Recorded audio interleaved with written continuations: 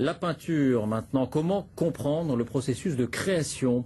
C'est une exposition en forme d'enquête policière que propose le musée du Louvre à propos de Léonard de Vinci. Exposition centrée autour de la Sainte-Anne. L'artiste a travaillé 20 ans sur ce chef-d'œuvre qui pour l'occasion a été restauré. Nicolas Lemarinier, Virginie Travers.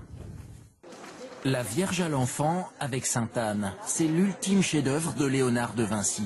Il lui a fallu presque 20 ans pour le peindre, les 20 dernières années de sa vie, pour passer d'une esquisse de quelques centimètres carrés à ce tableau.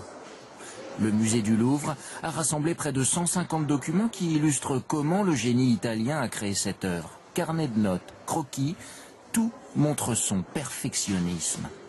Et il veut vraiment que ces personnages expriment, révèlent quelque chose d'absolument profond. Eh bien, il sait qu'il va devoir étudier par les croquis toute cette expression. Autre souci du détail, les coiffures. Léonard cherche vraiment, dans toute la partie de la coiffure, eh bien, à trouver la disposition qui va être à la fois la plus harmonieuse, mais en même temps, c'est très sophistiqué, mais en même temps quelque chose de naturel. Visage, décor, vêtements, morceau après morceau, le puzzle s'assemble de l'année 1500 à 1519. Jamais pour un tableau, Léonard n'avait autant poussé ses recherches.